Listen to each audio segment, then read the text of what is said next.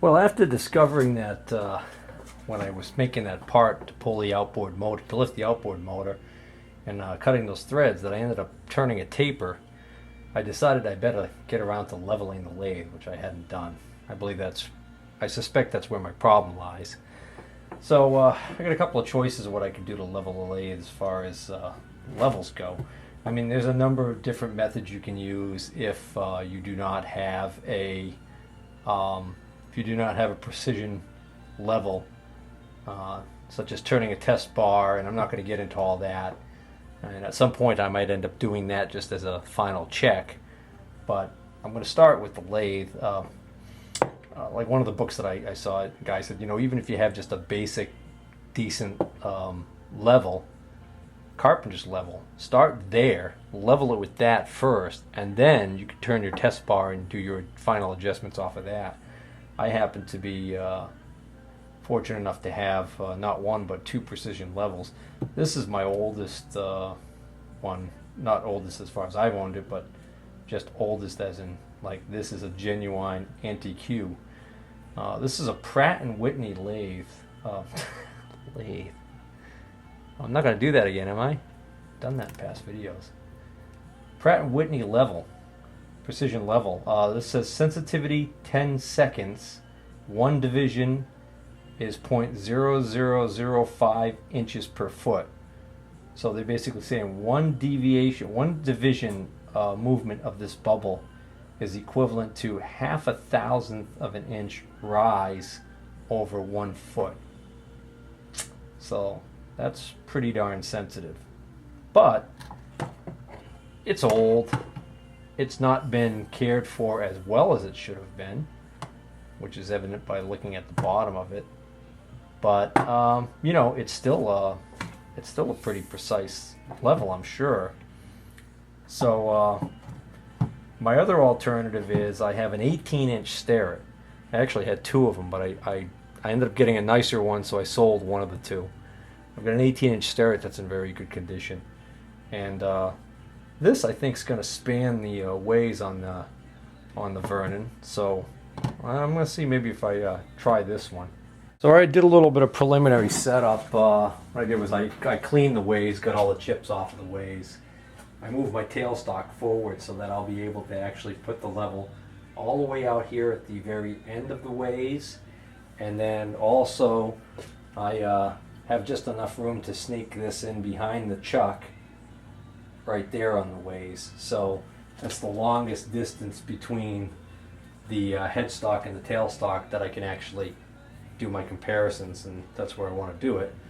So I'm going to do the tailstock end first because I can get the camera in there easy. Alright, so now I've got it on the ways at the very end, but I've got a problem right off the bat, and that's that the bubble's way over off center. So this lathe is already, it's tilted forward on this end. Now I already checked the other end, and I've got the same problem down the other end. So it's not so far out of whack or so far twisted that, like, the bubble's in the center over there or to this side over there and it's the other side over there. So, but if I lift up on this leading edge, I can get the bubble to move back towards the center. Now there's a couple of ways I could address this. One way is I could get some feeler gauges, and I could stick a feeler gauge under the front of the level and raise the level until I can get the bubble in the center. Figure out exactly how many feeler gauges I need to put in there and add up. Figure out how many thousandths I have to lift that front edge. Then use that same pack of feeler gauges and put the level down the other end and put the feeler gauges underneath there and see where the bubble is compared to where it is if I center it here. That's one way I could go about it. But I think, I'm almost positive, my Starrett lathe has adjustment knobs that allow me to actually zero the level. There's a big screw right here. That might be how you zero this level, but I'm not sure. I don't know if I want to touch that, not knowing exactly what it does. Well, let me just, for the heck of it. Okay, I just tried turning that screw a little bit and nothing happened, but I'm not convinced that it's not an adjustment because I think what's happening right now is the bubbles kind of bottomed out to that side. So I was just playing around here on this end and figured out I've got some feeler gauges, and if I put a 24 thousandth feeler gauge in there, the bubble seems to come off of the bottom. You can see it bounce back to the bottom there. And if I go, just to show you how sensitive this level is, if I go to 25 thousandths, 1,000th more, okay, that's okay. Oh, I tried putting the 23 and the 24 thousandths together, which would be 47 thousandths, and the bubble went way over here. Alright, so now that I'm off the bottom, so to speak, it's not bottomed out, now I'm going to turn this screw and see whether or not this makes a difference. Sure does. There we go. Okay, so this is your fine adjustment on this lathe. So now you can see there's two lines there with black dots. So what I'm doing now is I'm bringing this puppy, looking straight down, just making a very slight adjustment, and that's pretty good right there. Now, from the camera angle, it might not appear it. I'm looking straight down. Alright. So I now know that when I put this down the other end, if I put a 25 thousandths feeler gauge underneath there, I should get the same amount of deviation. Well guys, this lathe is just too sensitive for its own good. I put it down the other end and then I realized, oh, I wanted to make note of exactly how far it was hanging over and whether or not it was touching all the ways. And then when I put it back over here to do that, I was one division off. And I was like, well, why was that? And then I realized, well, literally it was affected by how far in I was putting the feeler gauge and just moving it on the ways. So I've got to be really cognizant of where this is. So now what I did was I finally just turned this screw enough to actually zero the bubble without having any feeler gauge under there. So that's good right there. And just for giggles, we'll take it off and put it back on again.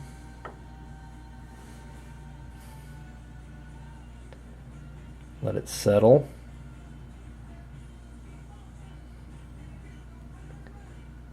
And that's maybe half a division. There we go. Okay. You know what it was? I got to be perfectly perpendicular to the ways with this thing. Well, you know what? I got a square. I might as well use it. Well, I am dying to know what's going on down the other end there. All right, guys, there you go. Bubble's way off. Okay, which means either the back of the headstock end has to come up or the front of the tailstock end has to come up. Okay, so it's a lot easier for me to deal with shims on the front here. So I think I'm going to deal with lifting the front of the tailstock leg. So what I'm probably going to want to do is I'm probably going to want to zero this bubble here and then work at lifting that end to compensate for it. Alright, so I zeroed the bubble there, and I also put a piece of tape on there and made a mark so that I'm lined up right with the top of this ridge of the way right here. So I can make sure that I've got this in the same rough position on the other end. Alright, so now I could throw a feeler gauge underneath there and get an idea of how much I need to raise this thing. That's 18 thousandths. That was such a significant little change. That doesn't make sense. Significant little? Oh, that's not bad. That's close. So that's 12. That's not quite enough. 13 thousandths. Right there. Looks pretty good. Oh, so that ought to be easy. I only have to lift this. I only have to lift this front end of this lathe 13 thousandths of an inch exactly. That should be a piece of cake, right? Alright, so this little square piece of flashing that I cut, believe it or not, is actually 12.5 thousandths thick. Don't know how uniform it is in thickness. So it's just under the 13 thousandths that I was looking for, so I'm going to be curious to see what happens when I put that under there. Seems almost implausible to me that's going to make any difference at all, but well, we'll see. So I've got this jack under here, and I got to get this thing lifted. Just kind of glancing over at that bubble as I do this. Oh yeah, there it goes. Zip, all the way over. Alright, the weight's off of it.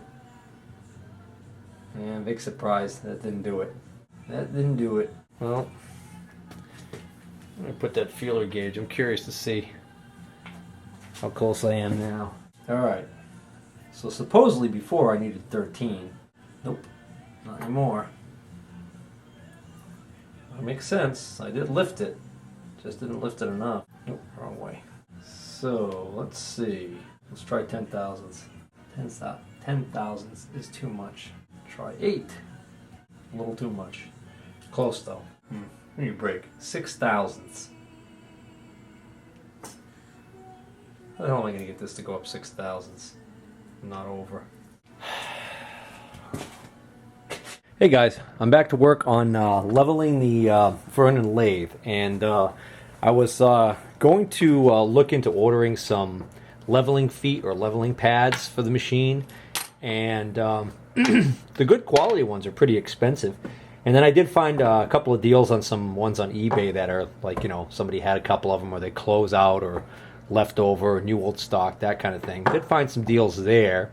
Contemplated maybe buying those. The problem was one of the people who had a style that looked pretty good to me. They're 2.5 inch diameter pads, and then they have a kind of a socket like that swivels on the top.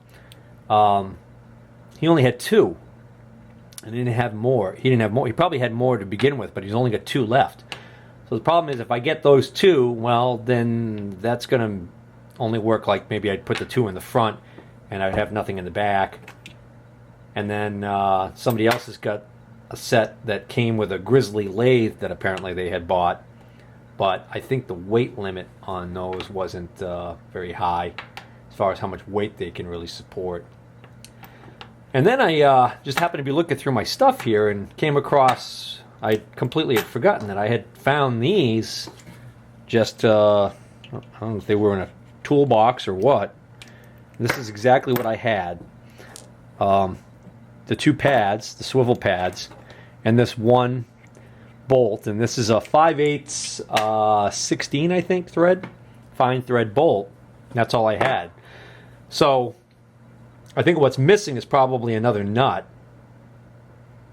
because I think the way these are supposed to work is that this can go down through the top of the hole in the leg, and then I think you're going to need a nut. Well, obviously you're going to need a nut on the other side. And then this will get screwed on, and then this is what you actually would turn to adjust, because by design it's made to actually pivot easily in here, so that even with the weight on it, you're supposed to be able to turn this. So this is basically the setup I need, and as luck would have it, I happen to find a nut. So I got one there, and then I was looking last night, and unfortunately the only other nuts I have in that size, bolts I have that size, were this socket headed cap screw or bolt, but it is the right size, but it's a little bit longer, but I still think I can make this work. And I found another nut. So this actually was having trouble. Yeah, this wasn't threading really well. This should be a match. I might have to get my thread gauge and check. No, it does go on. It just goes on kind of stiffly. double check and make sure that's not metric. Huh. Well, that's interesting. The reason why this screw only starts to go in and then stops. Initially I thought it was because the threads were dirty, so I cleaned up the end on the wire wheel, but turns out that this is measuring, I actually checked on millimeters, but this is measuring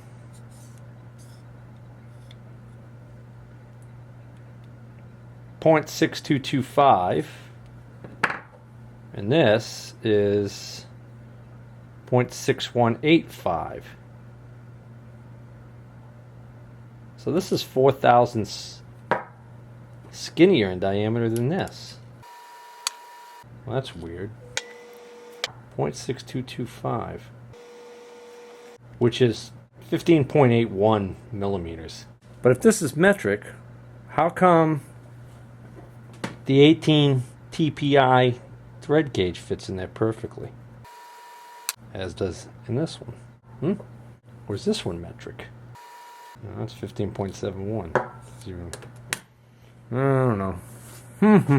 Well, beats me what's going on here. I just cleaned this up on the wire wheel and I was able to get this nut on now quite a bit further.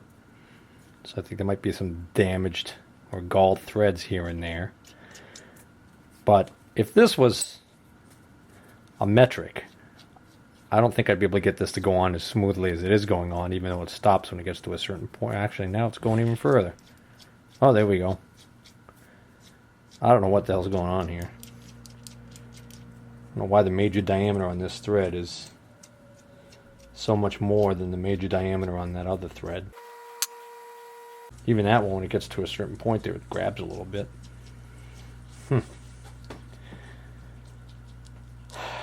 Well, the important point is this shouldn't stop me from using this screw. Okay. That'll work, I think. Alright, so I still have my jack underneath here from my previous attempt to try and level this with the shim material. So what I'm going to do is I'm going to lift this up again.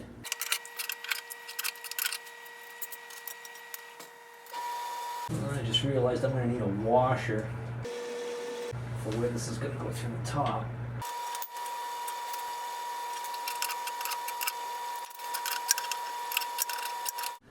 Well, earlier this afternoon I was trying to make these bolts work and I was having trouble, and I decided that since when I looked at it I realized that the bolt that I do have for one of these feet, when it goes through the leg, it's going to leave very little adjusting room left. So I was going to get one a little bit longer. What did I do? Leave that out? I must have left that out in the truck. Yeah, left it outside.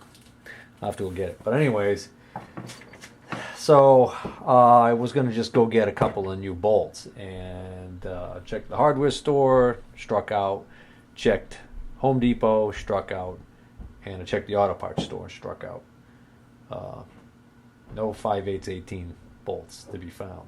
So I could wait until tomorrow when I'm going into the city for some work and try and hit the Fastenal and see if I can get any luck there. But then I thought, well, you know, I've got this one. And then I realized that part of the problem is I think the threads might be galled here. So as luck would have it, I don't have a lot of 5/8/18 taps, but I do have a 5/8/18 tap that's practically new, and I can feel that is definitely cutting, as you can tell just by the feel. I'm able to turn it with my hands because this is already threaded. I'm not cutting new threads. I'm just using this as a clean it up. And then I've got this one, which is I think it's been reground by somebody to be almost like a bottoming tap. So it's tricky to start this one. But this one will even go in further if I can get it to start. In fact, this one, whoever did this to this one, they really did a number on it. Alright, I can't even get that one to start. That is a 5/8/18, at least that's the slot that I had that in. Sure it is. Anyway, I don't know why, but it won't go in. Alright, now if I have a 5/8 18 die, that'd be real sweet, because then I could chase the threads on this bolt too. So this one seemed okay. It's a lot longer than I need it to be, but the reality is this part can just stick up through the leg and not really be an issue. Yeah, so that one will work. This one also seems fine. This one didn't seem to have anything wrong with it. This socket. Yeah, what a shock, this one's still not happy. Alright, which tells me that it's actually the bolt itself. Let me see if I can find the tap. I don't think I'm that lucky though. Alright, so you guys missed my first attempt at this because the batteries died on the camera. But you didn't miss much because I ended up figuring out that I couldn't get the caps to screw onto the bolt, and the bolt seemed too short. So I'm going to try the same bolt again. I found a better fitting washer than the one I had. This one was kind of beat up. So what I did was, I've got this thick piece of steel, and I've got this just on the back side out of the way, just because I value my fingers. And if for some reason, I can't imagine why, but for some reason this was somehow able to slip and fall suddenly while I have my hand under here, that block right there is going to keep my fingers from becoming pancakes, and not the tasty kind either. And I think I'm going to get this a little higher to get that under there. Yeah.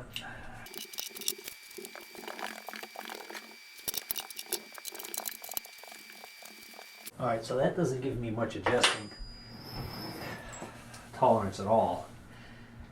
So what I'm going to have to hope for is that I can find a block that I can put underneath the backside there that will raise the backside up, since I don't have 4 adjusting feet. That will raise me up in the ballpark of where this height is, and then I can level to that block. So take this down off of here. Well, actually I should probably clean out the floor underneath there, and I can get a rough idea of what kind of a size block I need under there. That's going to be pretty high. It needs to be even thicker than that. Oh, go search of what I've got.